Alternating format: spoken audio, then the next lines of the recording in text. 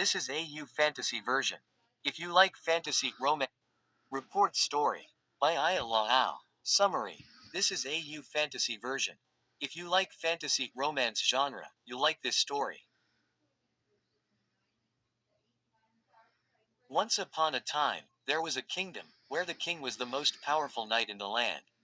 He had no biological children, but he did have an heir, a boy with a heart of gold and eyes of emerald. Over time, the king grew old, but his enemies continued to threaten his home, so he fought on. One day. The king's oldest foe, a centuries-old demon, attacked his castle. The battle left both the king's and the demon's life hanging by threads. The young prince rushed to his surrogate father's side, crying as he saw his father breathe his last breath. The demon saw the kindness of the prince and decided to drag the king's legacy down to hell along with his soul.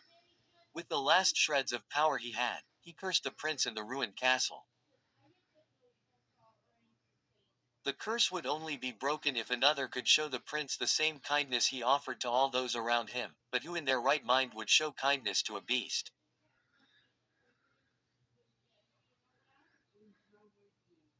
I like fantasy romance style, so I added here in my list of collection. Equals equals equals equals equals equals equals equals equals equals equals equals dot. Once upon a time, there was a kingdom, where the king was the most powerful knight in the land, ruling with hope and a smile. He had no biological children, but he did have an heir, a boy with a heart of gold and eyes of emerald. Over time, the king grew old, but his enemies continued to threaten his home, so he fought on, protecting the land he ruled for many years.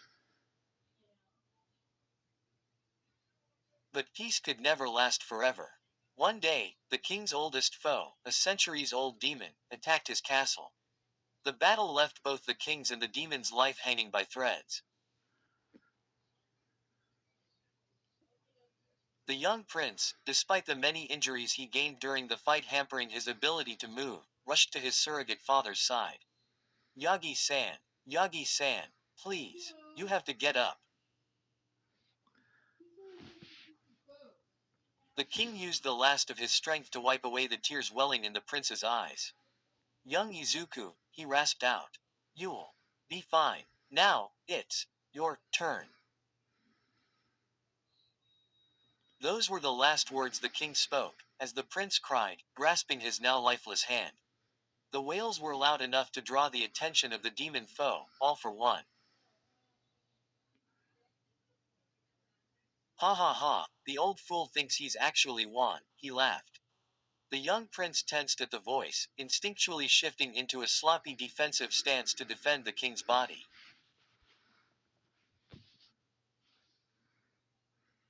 What are you talking about?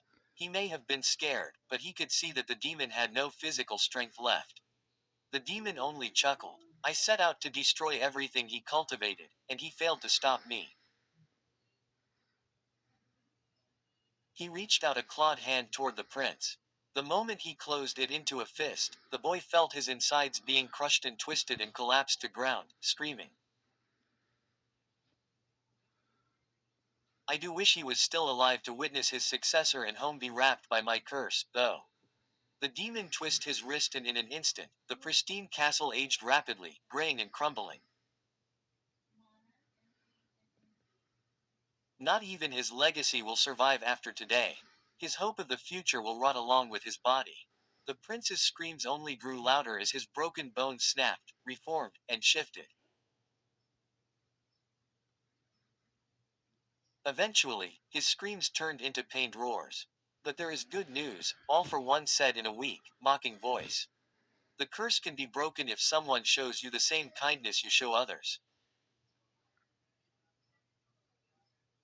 He bared his fangs in a wicked smile.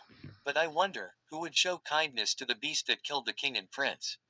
Uraraka lived in a quiet town, at the edge of the kingdom of Endeavor. Her life was impoverished, having little money to her family. Every day, she would go out to do as many odd jobs as she could, just trying to lessen the burden of her parents and anyone else she can help.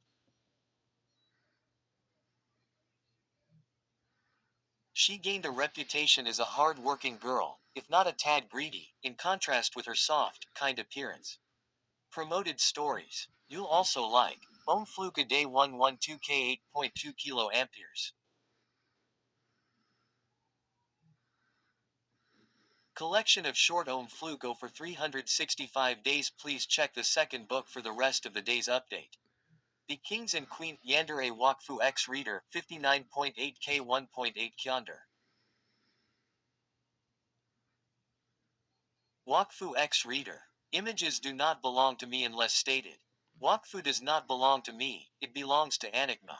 This is being rewritten in another book on my profile. The hero who sings with a smile 40K370. Hi guys, this is my first story I write on Wattpad. I hope you like it. Free. Onishots 150K3K. This is a collections of free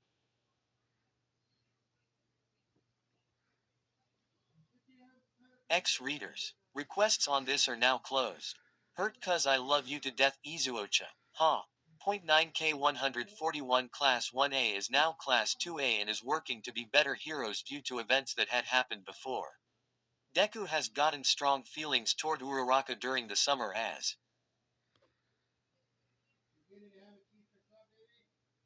I am, sequel of, UR check mark 69.5K 1.8K. This book is the sequel of, You Are So Better. Read that first before going here. Tears of joy. Tears of joy. Thank you to that one reader that suggested this title. I can't see you sad face but thank you.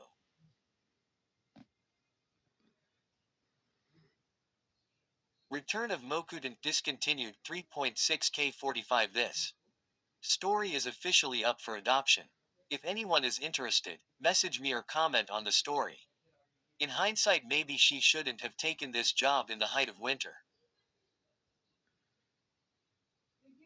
But the pay was really good, and the family needed help. She just had to deliver some supplies to a place a 2-day trip on horseback away. No problem. When she finally arrived, she didn't get what she expected. The man who requested the delivery had warned her the one receiving it was a traditional man. She quickly found out what that meant exactly. Uraraka approached the man in front of a bar. Hello, I'm here to make the delivery, she said with confidence. The man looked down at her and sneered. Ah, no wonder it took so long. Her smile faltered. What do you mean? I got here on schedule. The man only grimaced. And I'm sure it would have gotten here sooner if a delicate little girl wasn't the one delivering it. Uraraka stepped back in surprise. A wench like you is only good for housework and getting married off. Maybe then you'd get the money you need and save your parents the trouble. Hey, now that was uncalled for, she started, but the man interrupted. Oh, you're one who talks back. You'll never get married with that attitude, he spat. He pulled out a small pouch of coins, much smaller than what Uraraka was promised. Why don't use this money to buy some manners, then leave the work to the men, would you? Uraraka felt furious, so much so, that she walked up to the man, punched him hard enough in the gut to make him collapse, and walked away saying, You should buy yourself some manners first. She left before she could see the man's reaction. Uraraka mounted her horse and began the long trek home. It wasn't the first time she had to deal with people like that, but it never got any easier. She thought she had more than proven herself with all the manual labor she's done, but people still looked over her like she's a delicate flower who could help anyone to save her life.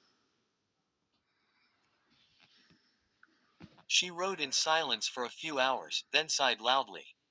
Maybe she shouldn't have decked the man. The supplies were still going to help rebuild the village after it had suffered a fire. The man may have been a jerk, but it didn't change that fact. That was when she realized she never took the money. Granted, the pouch the man had couldn't have even been half of what she was promised, but it was money all the same. She thought about backtracking, but decided against it. She was already a good distance away and she didn't want to deal with the man again. She continued her journey home when she came across a path her hadn't taken. The path led through the forest. She hadn't taken that route before because of the rough terrain and amount of cargo she was dragging behind her. Now that it was only her and her horse, the path would be easier to go through and it would cut the time back home considerably. Confidently, she navigated her horse into the forest. Once a good ways in, she noticed that the air was colder. That, combined with the thick cloud cover overhead, told her that it was about to snow. Just my luck, she said to herself. Maybe if she hurried, she could get out of the forest. Night was coming fast, so she had to hurry. Her horse broke into a gallop and sped through the woods. A few minutes of galloping later, the snowfall began. It started out as a gentle flurry, but not half an hour later, it escalated into a fierce storm. The wind whipping past Uraraka's face made it near impossible to see the overgrown trail ahead of her. The sound also made it impossible to hear the approaching rustling from the tree line. She only noticed it when what was causing it leapt toward her horse. The horse reared back, almost throwing her off. The growling drew her attention to the creature, a wolf bearing its fangs. More growling made her realize that the pack had now surrounded her. One of them made a lunge for the horse's throat. It managed to latch on and the horse thrashed wildly, trying to get the wolf to let go, but throwing Uraraka off in the process. She landed on the ground with a hard thud as the horse fled the scene. The remaining wolves circled her, ready to pounce. Uraraka reached for a nearby branch to have some form of protection. A wolf jumped at her and she swung the branch hard enough to knock the wolf back. The others continued the assault. She was able to hold most of them off with her makeshift weapon, but one landed a bite on her leg. She screamed in pain, but was able to knock it off. She knew that she wouldn't be able to keep up much longer. She had to run. Running on pure adrenaline at this point, she bolted into the forest, trying to outrun the wolves. They gave chase, easily keeping up as her wound continually leaked blood. Cold air poured into her lungs, as though freezing her from the inside out. She was able to run for a few minutes before collapsing from the cold and blood loss. She slipped out of consciousness just as a wolf pounced and was met mid-air by a blur of emerald green. Uraraka woke up with a fright, scream still trapped in her throat. She was prepared to be mauled, but then she took stock of her surrounding. She wasn't in the forest anymore. Instead, she was laying down on a massive bed, one with a veiled canopy overhead and the finest blankets she could never hope to afford. The room she was in was equally grand. It alone was bigger than the small cottage she called home and had beautifully decorated furniture and amenities. She looked around the room, awestruck from the grandeur of it all, then reality set back in how did she get here? She moved to get off the bed when a bolt of pain shot through her leg. She carefully lifted the covers of the bed to see her leg was bandaged. The wraps were mostly clean, with a small amount of blood seeping through in the shape of a bite mark.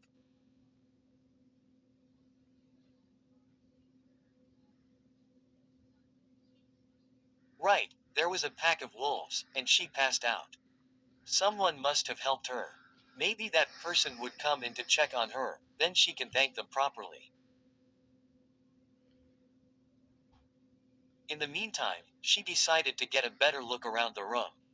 Careful not to put too much weight on her bad leg, she got up from the bed and walked towards the window, where the curtains were drawn shut. She pulled the curtains open and light flooded the room. With the added sunlight, she got a better look of the room. It wasn't really picturesque as she first thought. The room was clearly very old, the furniture being worn down significantly and the sheets and curtains being filled with holes. She looked out the creaked window and into the landscape. She was in a castle. That was the only explanation for this. Just outside was a massive, overgrown courtyard, filled to bursting with fruit trees, vines, and flowers of all kinds. Surrounding it on three sides were other wings to the building, each crowned with old towers. The stone would have been a pristine white, but time took its toll and the stone structures were now a dirty gray and looked to be on the verge of toppling over. This place had been felt to rot for a long time. The scene had overwhelmed Uraraka, so she made her way to one of the chairs in the room that was near the desk. Once she sat down, she over to the desk and saw a propped up note. The low light of the room before made it near impossible to have seen it. She opened the note to what was written. I've patched up your wounds. It should be safe for you to travel home by morning. Take whatever you need. There will be a horse at the front gates for you.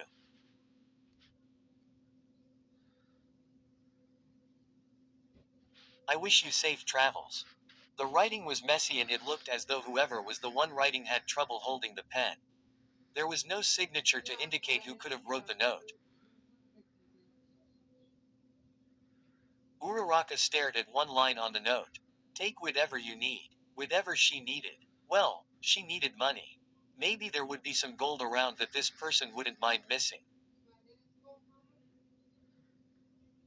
Next to the desk was a crutch, most likely left there for her, and some clean clothes. She put them on to see they fit her perfectly. The fabric was nicer than anything she's owned. With the crutch she made her way out of the room and slowly made her way down the cavernous hallway. As she made her way down, she gazed at the tattered tapestries that lined the walls. Most were too decayed to see what they were depicting. Further down the hallway, large windows allowed more light to come in and Uraraka noticed something unsettling. The floor was covered in shallow claw marks, like what would happen if an animal were to run down the hall. She hoped she wouldn't have to meet whatever made them. Eventually, she found another room with an open door. Her footsteps echoed loudly, making her feel so tiny, as she entered. Inside was a gilded throne and to the side was a large cauldron or swords. She peered inside and was stunned to see it nearly filled with gold coins and fine-cut jewels. All of this would be more than enough to give her family the life they deserved. But just as she thought about taking the whole pot, she wondered about her helper. They clearly owned the place and were kind enough to have taken the time to tend to her wounds and set out clean cloths for her. She couldn't just take everything.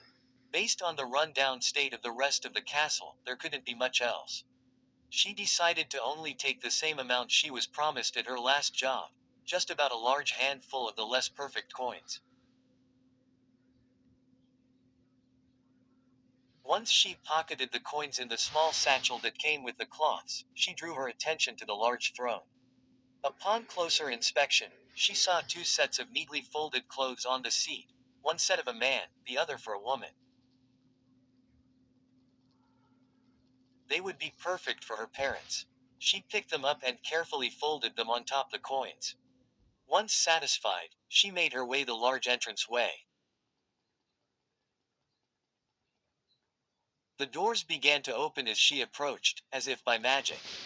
As she stood at the threshold, she looked back into the castle. Thank you for your kindness, she said aloud, hoping the one who helped her could hear. Walking through the courtyard was something out of a dream. The pathway was creaked and covered in weeds. The plants themselves were somehow in full bloom, despite the thin covering of snow. In the center of the courtyard was something that truly stood out. A small, stone structure sat in the center of the massive garden. 4 pillars supported a circular marble roof and the whole thing was covered in rose vines. The roses themselves were a gentle shade of pink, cut by emerald leaves that seemed to shimmer gold under the sun. Before she even knew what she was doing, Uraraka reached up and plucked one of the roses off the vine. The flower felt lighter than air in her hand. The sunlight made it look like it was carved from marble. A loud whinny drew her attention back to reality. She looked up to see a silver stallion with gray and blue highlights at the front gates. She pocketed the flower and made her way over. The horse was gentle, even lower himself closer to the ground so it would be easier to mount with her injuries leg. Once Uraraka had secured the reins, the horse bolted upright and galloped through the forest at blinding speeds. The wind whipped past Uraraka so quickly, she was pretty sure it was a miracle that prevented her from flying right off. Just as quickly as the horse started running, he slid to a halt. She was able to open her eyes again to see that she was in front of her home. It was so tiny compared to the castle she was just in, but it was home.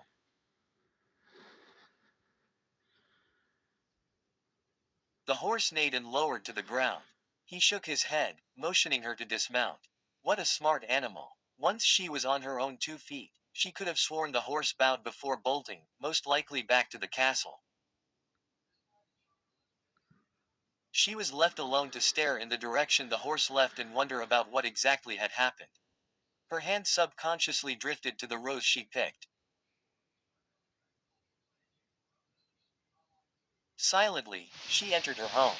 She could sort this all out after a good night's sleep. Uraraka was standing in an empty field. The only things around her were the rose vines from the castle courtyard, only they were all dried up and withered. Moving through the field, each step she took crushed the dead flora with a sickening sound. Never had she seen a scene so hopeless. She continued walking, no real goal in mind. Eventually, she came up to a hill. At the top of it was something she didn't expect, a young boy, around her age.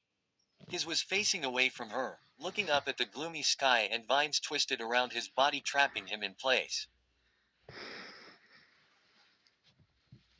The vines around him were still alive and the thorns pierced through the elegant clothes he was wearing, drawing tiny pinpricks of blood.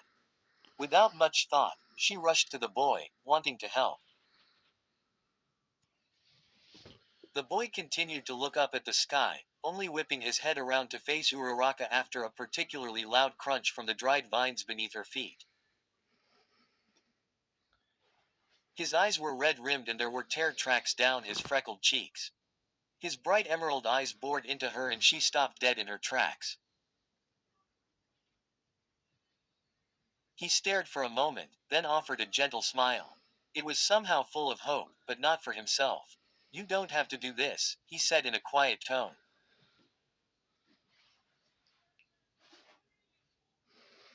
As the words left his mouth, the vines grew and tightened around his throat, cutting off whatever he was about to say next. She jumped up to his side. What are you talking about? You need help, she said in a hysterical manner, trying to rip off the rose vines, but they clung tightly to the boy's skin. He gave her a sad smile. This won't be enough. But, his hand moved slowly to grasp her own. Thank you for trying. She woke up with a start, sitting up so fast, it made her dizzy.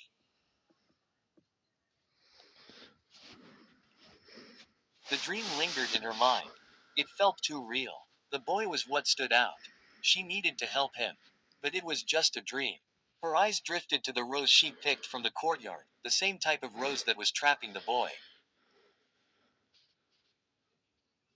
Maybe she would find answers in that castle. Today, her parents left for a job. It was quiet a ways away, so they told her not to expect them back for a week or two. Well, at least now they wouldn't mind her out of the house of a while looking for an abandoned castle. Once she locked up the house, she mounted one of her family's work horses and entered the forest. She could only guess the general direction from her ride home because of the speed the castle horse went, but with a full day of daylight, she had plenty of time to search. Which she ended up using. It was past midday by the time she caught a glimpse of stone walls in the dense forest. Once closer, she recognized it as the outer walls of the castle. Her horse trotted up to the gates. Uraraka tethered the horse to a nearby tree before she entered the garden. It was even more lively than yesterday as the snow melted away. The wind picked up and the cold air biting at her exposed skin prompted her to move quickly to the castle. Once again, the doors began to open at her approach, without anyone seeming to be the cause of it. Inside was the same as she remembered it, old and crumbling. But there was something else that wasn't there before. Wafting through the air was a savory smell. Maybe whoever was living here was eating lunch. Her growling stomach urged her to look. Maybe she could share the sweets she brought to thank her rescuer. Walking down the hall, she looked into each room, finding them just as empty and run down as the rest of the castle. But as she went deeper, she noticed that the doors were getting more and more covered in claw marks. The now stronger smell pulled Uraraka from her panicked thoughts. Someone was defiantly eating something. The smell seemed to be coming from the room just in front of her. She slowly opened the door to a huge den. There was a fire blazing in the hearth and two large armchairs set in front of it, and one of the chairs was what could only be described as a beast. The creature was a massive size, at least twice Uraraka's height if it were standing. It had a thick coat of emerald fur and two jet black horns growing out of its head that curled back like a ram. In its clawed paws was a bowl of steaming soup, which it quietly lapped up with its tongue, showing off its dagger-like teeth each time its mouth opened. Uraraka stood there, frozen in fear. The thing hadn't noticed her yet. She stole her nerves and began to slowly back out of the room, but she tripped on the threshold. She didn't dare to look when she heard the slurping stop and be replaced by rustling clothes.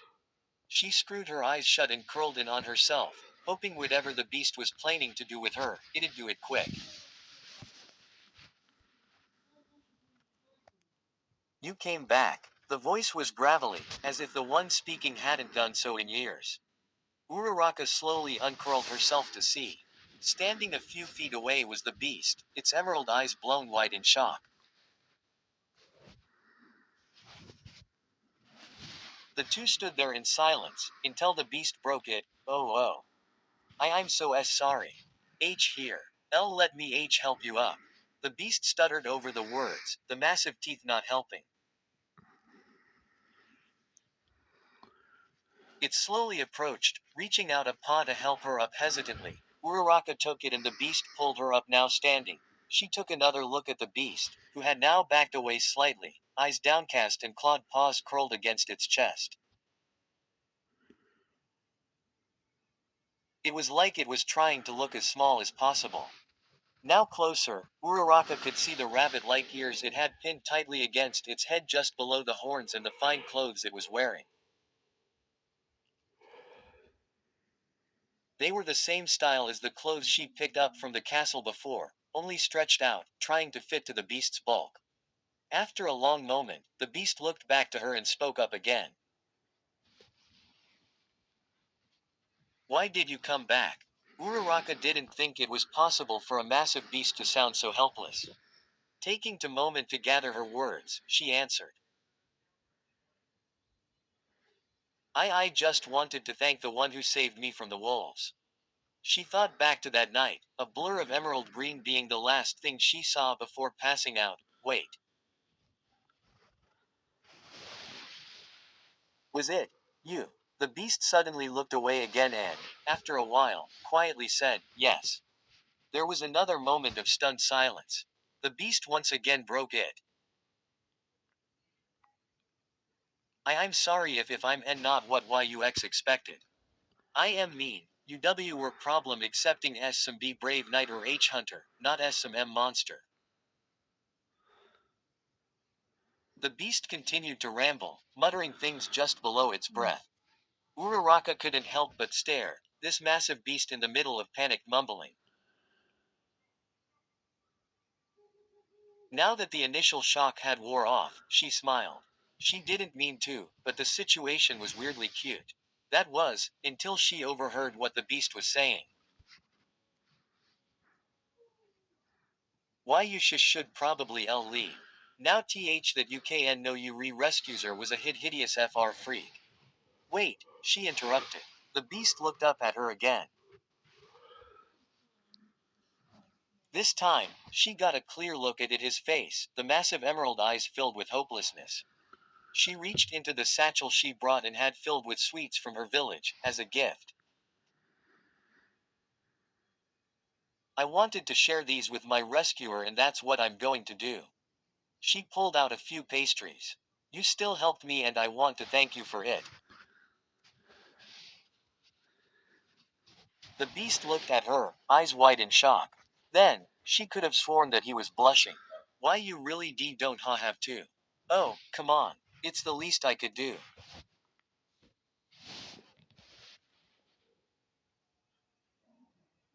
She made her way over to the armchairs and sat in one opposite to the one the beast was sitting in. She was going to make it very clear that she wasn't going anywhere. He stood at the threshold of the room, as if wondering what he should do. Eventually, he made his way back to his seat. He sat in silence as Uraraka handed him a small cake and the two ate. So, I can't help but notice you never told me your name, she said, cutting the silence. The beast choked a bit on the pastry in his mouth. She backtracked, but that's fine, I didn't tell you mine. I'm Uraraka Ochako. She hoped her smile eased the tension. You can call me Deku, he said in a quiet voice. How was she ever scared of him? Is this whole place yours? It's beautiful. Deku shifted a bit in his seat. Thank you. I've been here for as long as I can remember. You should have seen it in its prime, he said nostalgically.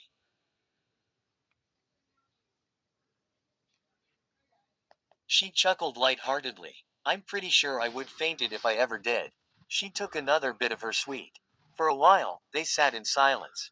Over time, Uraraka noticed that Deku slowly got less tense, like just having someone else with him was comforting. How long had he been here alone? After a while, Uraraka decided to speak again.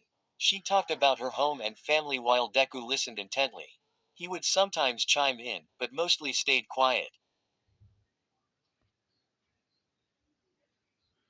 Uraraka let him since she figured it's been a long time since he's heard another voice. As they went on, he grew more confident, talking more, and Uraraka noticed little mannerisms, like his twitching nose and ears and the occasional swish of his lion-like tail. She could help but smile at how cute the whole thing was. They talked for longer than she realized, since when Deku looked to the hallway. You might want to start heading back. It'll be dark soon, he said in a solemn tone. Uraraka did the same and saw the hallway covered in the red light of sunset. They've been there for a few hours and had finished all the pastries she brought.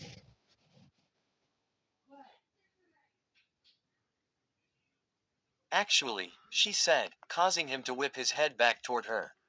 I was actually planning on staying here for a while. His eyes blew wide in shock. Really? No, not really, but she didn't have the heart to leave him alone. My parents are away on a job for the next few days, they won't mind me out of the house. Deku looked at her shock, but she could see the relief on his face, no matter how monstrous it was. I thank you. Oh, I should set up a room for you. It'll need fresh sheets, a clean bed, some clean cloths. He went off into that tangent, to the point where Uraraka thought he forget she was there. He started to move out of the room, almost tripping over his rabbit-like feet. You don't have to go through all that trouble, she chuckled. Deku abruptly stopped, both his walking and his muttering, and this time he was definitely blushing. Why would such a kind and gentle soul be stuck in the form of a beast? The next day, Uraraka woke up quietly. She stayed in the same room as before. It was weird to fall asleep in a castle. She only ever had dreams about living in this kind of luxury, even if it was abandoned. Well, not completely. Uraraka remembered that when she looked out the window and saw Deku in the courtyard. To see a huge beast standing quietly in a garden was jarring, to say the least, but from what Uraraka got from their talk yesterday, something like that suited him. Changing out of her nightclothes, Uraraka decided to join him in the garden. The castle was still dreary as she made her way outside. She couldn't imagine living here all by herself. She had to wonder how Deku managed it once outside in the winter where Deku provided. Uraraka happily walked over to Deku. Good morning. Deku jumped at the sound of her voice. He whipped his around to face Uraraka and stuttered a quiet, good morning, back. What are you doing? Oh, just collecting some fruit for breakfast, he answered timidly. Uraraka looked over to see a basket with some exotic fruit inside it. Let me help you, she said. It'll go faster with the two of us. Deku stopped and stared. After a moment of silence, he realized he was staring and quickly turned away, blushing. Oh okay, he whispered. Uraraka smiled and began picking fruit. I've never seen some of these fruits, she commented after a while. Deku snapped back to reality and answered, oh, yeah. Some of these trees were imported from other kingdoms. I'm honestly surprised they've survived this long here. He reached up and picked a particularly ripe fruit.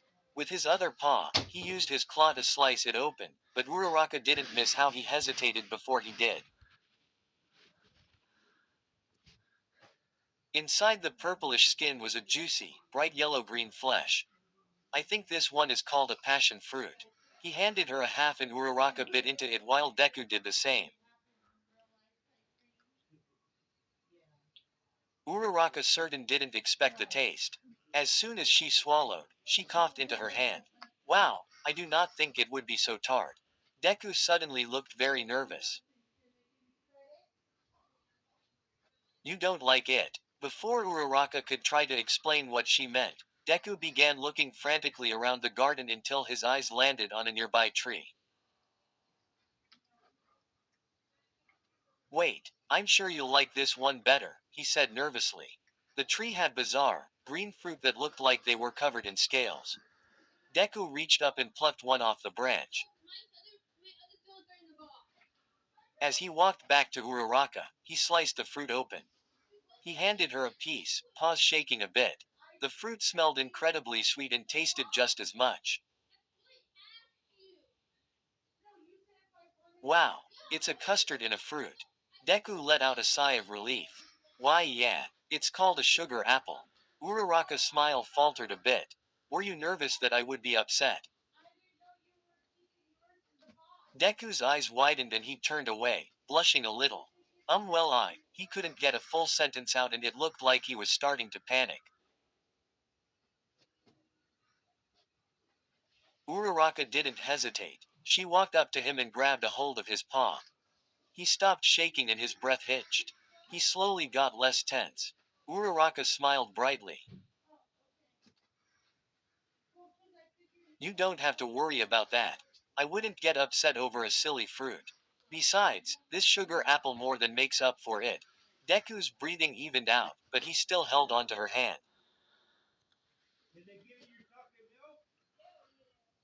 Sorry. It's been a while since someone else was here. And, I don't want you to leave just yet. You don't have to be sorry about that. What's important is that you're not alone now and I can stay for a while. His lips pulled into a gentle smile. Yeah, come on, let's get back inside. The silence on the walk back to the castle was pleasant. They didn't let go of each other's hands the whole way. After breakfast, Deku took her for a proper tour of the castle. They couldn't go to every part. Deku told her some of the wings and the towers were too run down to go through safely. Uraraka didn't mind, though. What she did see was breathtaking. The massive walls and shining stained glass windows were beautiful, even in their rundown state.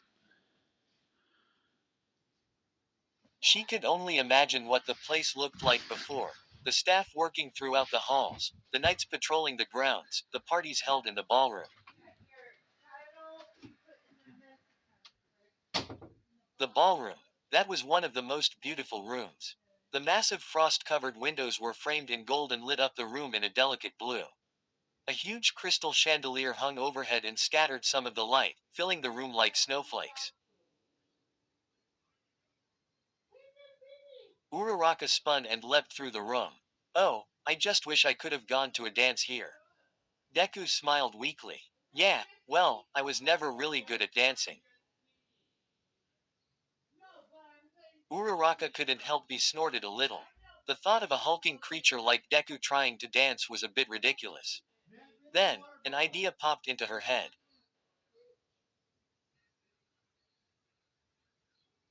You know, my mom taught me a few dances. I could show you some. Deku's eyes lit up a bit. Really? Uraraka smiled. Of course. Come on. She grabbed Deku's paws and led him to the center of the ballroom. She realized that Deku wasn't kidding about not being a good dancer. Some of it she could chalk up to his massive rabbit feet, but the rest of it had to be his own clumsiness. The process was slow, but Uraraka found it fun. They eventually got to the point where Deku wasn't tripping over his own feet. Once they got there, it was just quiet time dancing, with the occasional chuckle from Uraraka with each misstep. See, it's not so hard. Deku grinned. Yeah, I guess. As soon as the phrase left his mouth, the piano at the end of the room began to play. Both of them froze. It's never done that before, said Deku, shocked. The melody it was playing was gentle and sweet. It somehow reminded Uraraka of home, made her feel at ease. It is a lovely song. Deku's shocked face morphed into something more calm. It is. Well, Uraraka held out her hand. We have music now, how about one last dance? She could see Deku's face burning. But, after a calming breath, he took her hand. Of course. The dance was slow and peaceful, and to Uraraka's pleasant surprise, Deku didn't miss a single step. One room in the castle seemed to be Deku's favorite, and it was the library.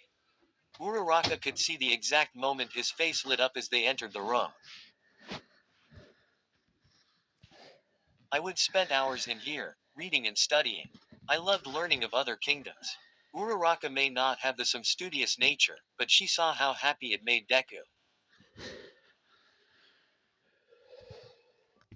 You really like this kind of thing, don't you? She asked lightheartedly. Deku blushed, but a lot more fondly this time.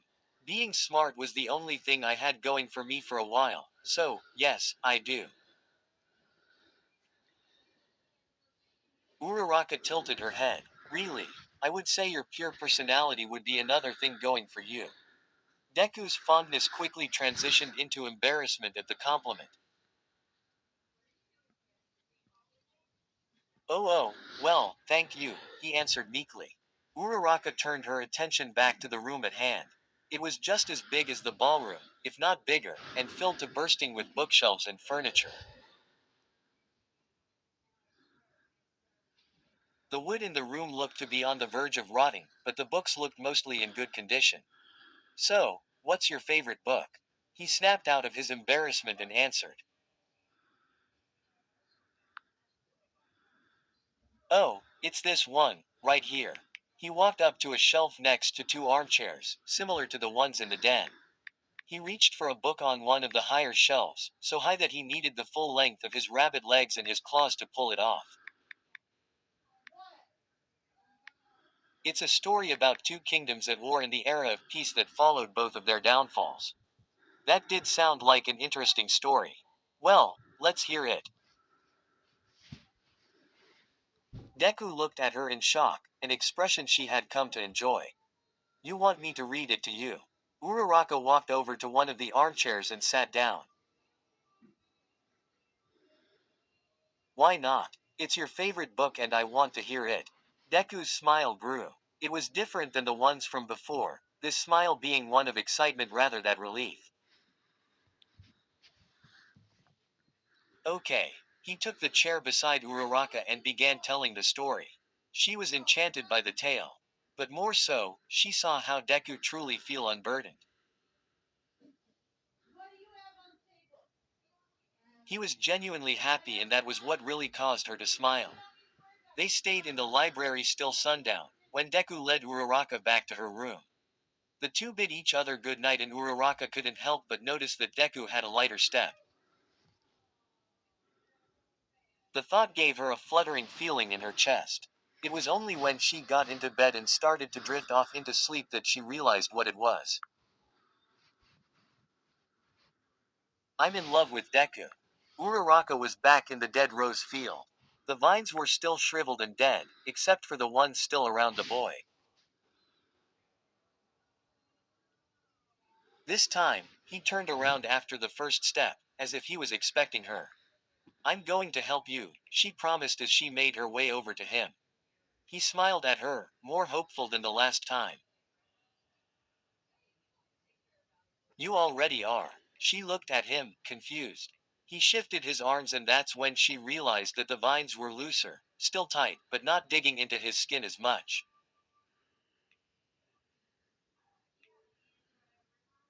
They've never been this loose before. What did I do? How can I make them let go? Before the boy could finish, the ground began shaking. Behind the boy, two massive clawed hands made of dead vines and black sludge rose up from the creeks and began to close in on him. No number no no no no. Please. Not now. Uraraka jumped to action before she could think. She needed to help. But before she could reach him, she tripped.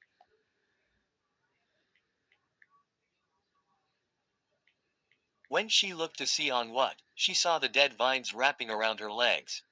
Stay away. She whipped her head back to see the boy being crushed by one of the claws, with the other about to close around his head.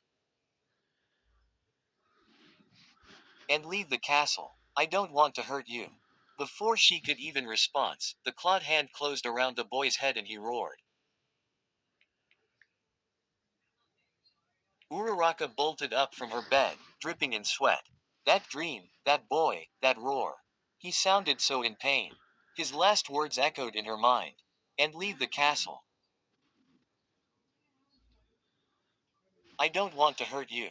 Was he really here? Trapped. The only other one she saw here was Deku. Could he be the one in her dreams? She never learned his name. She had to find him. He was so scared in the dream.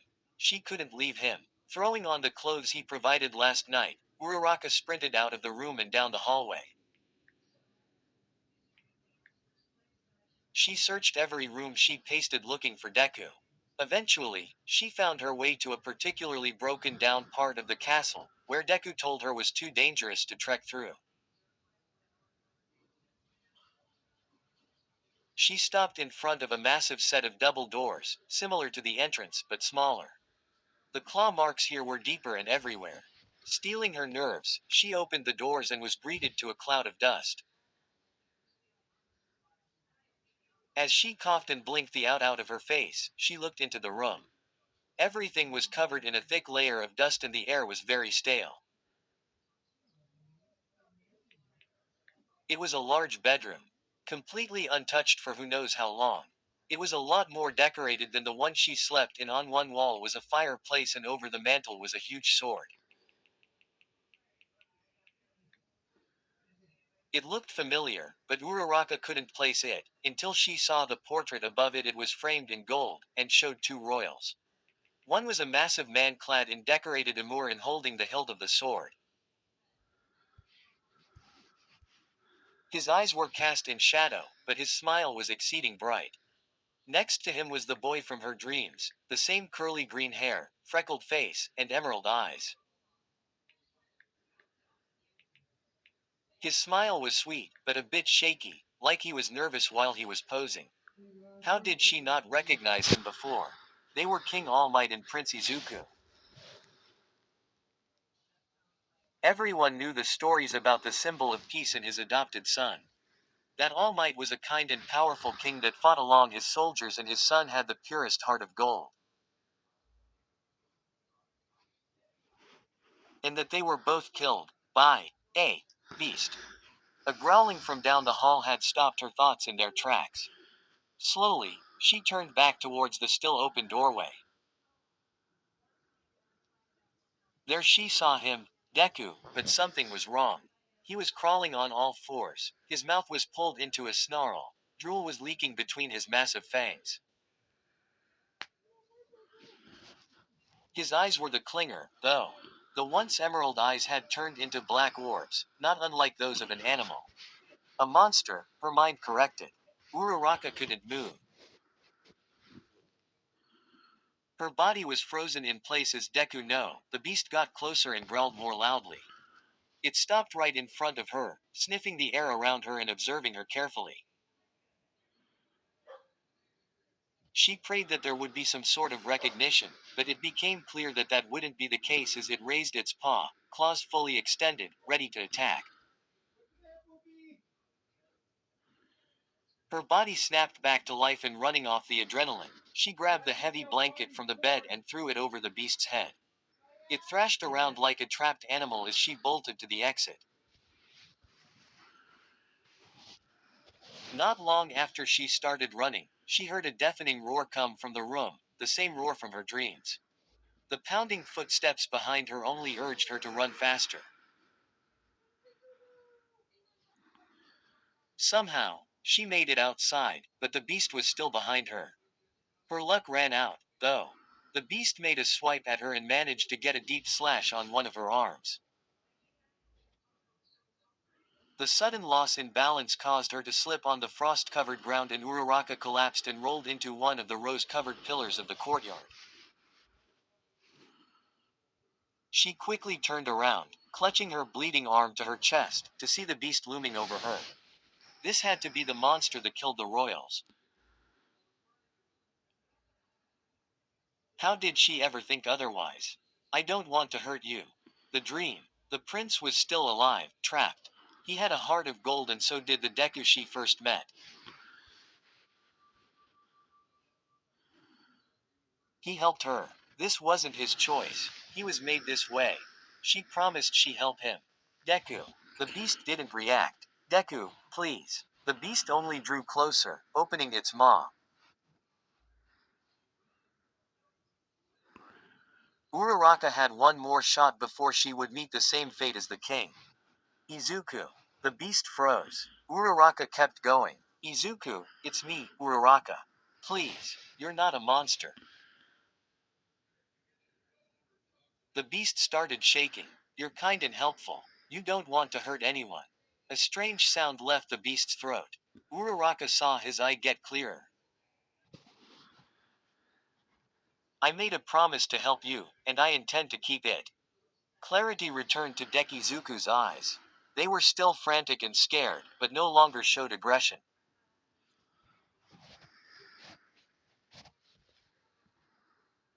Place please El Laliv, he begged shakily. He was fighting for control with whatever turned him into this. It's to two dangers Euros.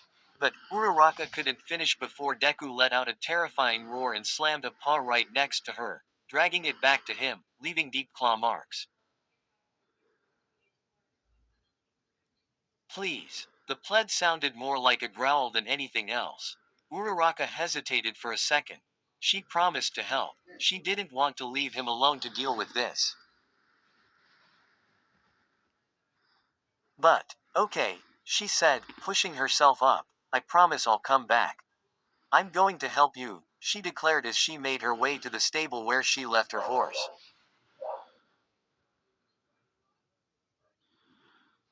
Mounting on her horse as fast as she could, Uraraka raced through the forest while she heard a pained roar echo from the castle. Riding through the forest as fast as her horse could carry her, Uraraka slowly came down from her adrenaline high and she struggled to stay awake. She felt like she was seconds from passing out when she got to her village. She barely noticed the crowd forming around her. Her mind was focused on one thing. I have to help Izuku. Have to help Izuku. Help Izuku. The last thing she saw before passing out were a pair of blood-red eyes and a twisted smile in the crowd.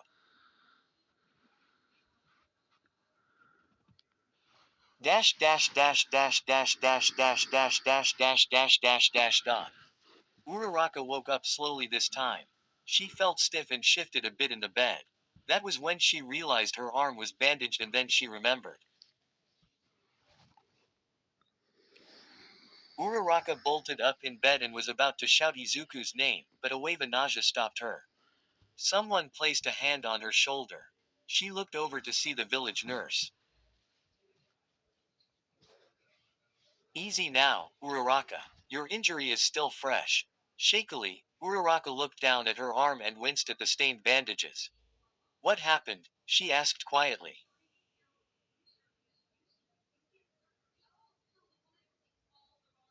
Well, after you rode into town after disappearing a few days ago, you started muttering about helping someone. Izu, or something. You couldn't say much before you passed out. When you did, we saw those horrid claw marks on your arm and figured you were attacked. Someone actually set up a team to hunt down the monster that did this. Uraraka's blood ran cold. Where are they now? She tried her best to keep the panic out of her voice. They just left. And I'm glad that man finally left. The nurse grimaced a bit. Quote dot. He looked more corpse than living.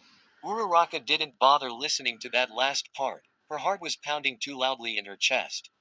They were going to kill Izuku. Before she even realized what she was doing, Uraraka left from her bed and ran out the building, ignoring the protests from the nurse. She found her horse and mounted it. The horse galloped through the forest at breakneck speed. She had to get there before it was too late. When Uraraka got to the castle, she was surprised to see a few men waiting outside the gate. What are you doing out here? She asked as she got off her horse. Not that she was complaining.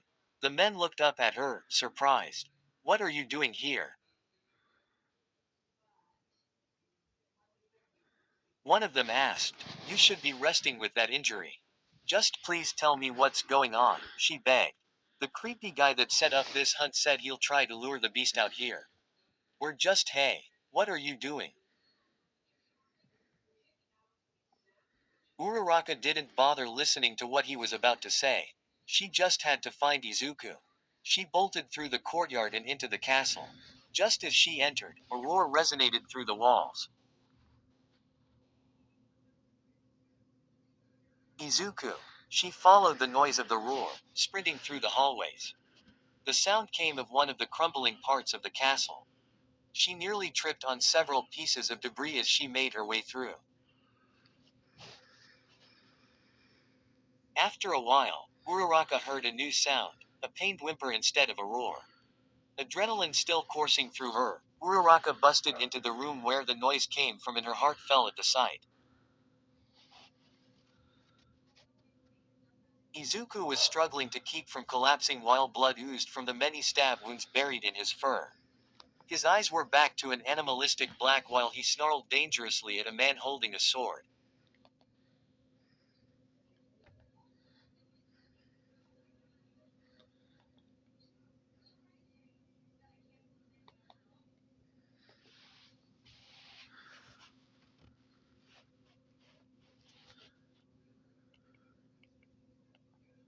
sword. The man in question had his back to Uraraka. His ashy, light blue hair was matted and unkempt while the hand holding the sword, with one finger not touching it, had a sickly, almost rotting color. The sword itself was equally unsettling. Its serrated edge was dripping in Izuku's blood while the hilt had bizarre carvings. The man finally spoke. His voice was hoarse and raspy. I can't believe my master died cursing you.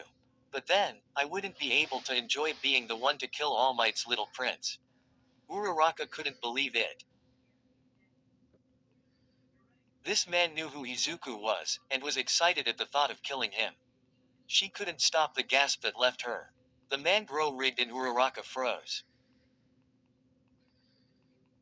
The man turned around while Izuku's attention was drawn to her. When the man finally faced her, she had to bite back her gag. On the man's face was a severed hand. His toothy smile peeked out from the edges and it sent a chill down her spine. So, you're the one who nearly broke the curse. Uraraka couldn't move. I guess I have to thank you. You activating the failsafe made it easy for me to find this fucking place.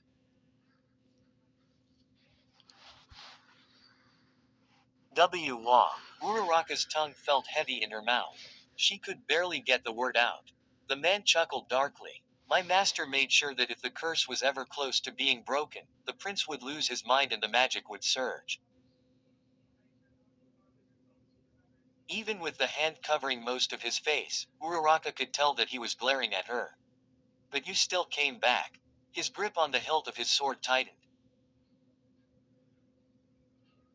Can't have you breaking the curse now of all times. He reached toward her with a sickly hand. Uraraka squeezed her eyes shut, not wanting to know what he was about to do, but it never happened. What came instead was a loud crash. Uraraka creaked open an eye to see Izuku standing on all fours in front of her, shielding her from the man, who had landed against some old furniture. Izuku snarled at the man, saliva dripping from his maw. The man slowly got back up. So, there's still some of you left, little prince, he spat. Guess I'll have to finish you off sooner rather than later. Izuku roared and charged at the man, claws ready to rip him apart. The man blocked the attack with his sword, holding his ground against Izuku, and even managing to push him back. With one strong shove, he was able to throw Izuku across the room, slamming him into the wall. Is that really all you've got? Why did the great All Might waste his time with a weakling like you?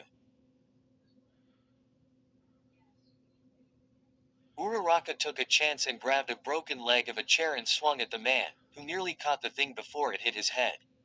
The moment he had all 5 fingers on the piece of wood, it began to rot and crumble into dust. He slowly turned to face her. Now that's just sad. You think you can help him when there's nothing left to save. Uraraka didn't know what happened next. All she did know was that she ended up slammed against a wall and disoriented from the blow. She could vaguely the sounds of a fight moving away from her. By the she got back up, both the man and Izuku were gone. Distantly, she heard a growl and followed once she got her bearings. The sound came from the entrance to one of the crumbling towers of the castle. Climbing the tower was nerve-wracking. Not only was the structure moments away from collapsing, but the prospect of running headlong into a fight didn't help either. Once Uraraka got to the top, she saw that the large room was some sort of armory, but no one was there. The only thing of note was that the window was open. Looking out the window, she saw on the expansive roof Izuku collapsed in a small pool of his blood and the man with his sword raised. I'll need something to bring to those idiots down below to prove I've killed you. I think your head will make a nice trophy. Thinking fast, Uraraka grabbed a sword from the wall and leapt into the fray, holding up the sword to block the killing blow. The man seethed at her presence. You again. You just don't quit. Uraraka was able to push the sword away from her and made a sloppy swing at the man, who effortlessly blocked it. This is getting boring. A swift kick to her gut and Uraraka was rolling across the roof. Well, I guess that's it. The man slowly made his way over to Uraraka, no doubt planning to disintegrate her. She looked around her, eyes landing on Izuku's still form, breathing getting shallower each passing second. She promised she'd help him. She wasn't going to break it.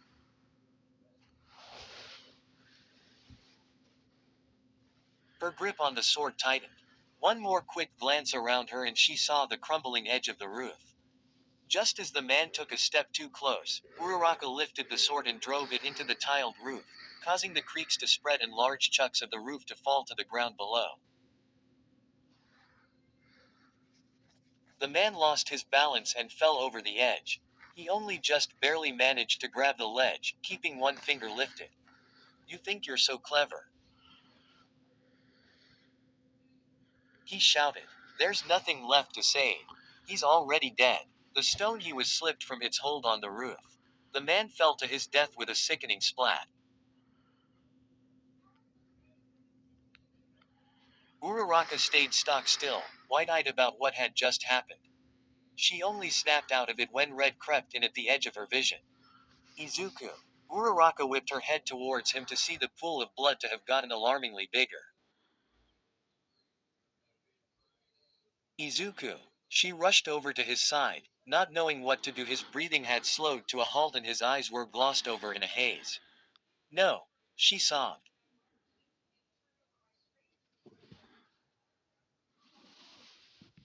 Izuku, please wake up. She carefully gripped one of his paws, it making no move to grip her hand back. Tears started to fall from her eyes. Please, get up. I promised I'd help you. I don't want to break it, so please. Deku. The world around her froze as she wailed. Don't leave me. I love you. As those words left her mouth, a soft glow appeared in Izuku's wounds. Uraraka backed up, not knowing what was happening, but didn't let go of Izuku's paw. The glow grew brighter and brighter. Then, she realized that the whole castle was glowing too. Pretty soon, the whole castle glowed bright enough to blind her. After a while, Uraraka was able to open her eyes, but the first thing she noticed was a touch, not a sight, the feeling of her holding a very human hand. Then, she saw him. Laying where Izuku's monstrous form used to was the boy from her dreams. Izuku's real human form. He began to stir and Uraraka's grip on his hand tightened. He slowly opened his eyes to look up at her, then they blew wide in shock. Uraraka? He asked quietly. She cried, this time tears of relief and joy. Yeah, I'm here. She held his hand to her chest and his human hand seemed to surprise him most. He sat up so fast, she was surprised he didn't get sick, and looked at his other hand, slowly turning it to see every inch of skin. You broke the curse, he said awestruck. You actually broke it. Uraraka gave a weak, light-hearted chuckle. I made a promise, didn't I? Now it was Izuku's turn to cry.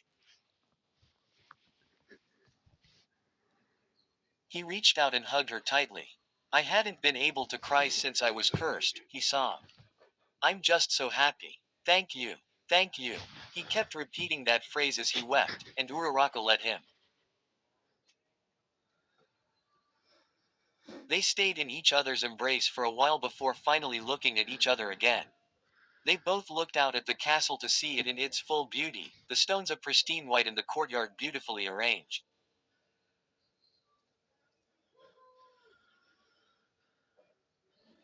The crumbling walls in perfect condition and the creaked windows as good as new. Uraraka could hardly take in everything. She looked back at Izuku, his freckled face showing more joy than she could ever hope to see in one person. He looked back at her, his emerald eyes now filled with hope for what's to come. Thank you, he said again, but was cut off shortly after. Uraraka hadn't realized that she was leaning forward until her lips landed on Izuku's. He went rigid for a second, but soon melted into the kiss. It was soft and sweet, much like how he treated her in her time here. After what seemed like hours, they broke the kiss, and Uraraka saw how red Izuku's face got, and she laughed. I really do love you, she said reassuringly. Izuku looked back at her, a gentle smile on his lips. I love you, too. The end. Where stories live. Discover now.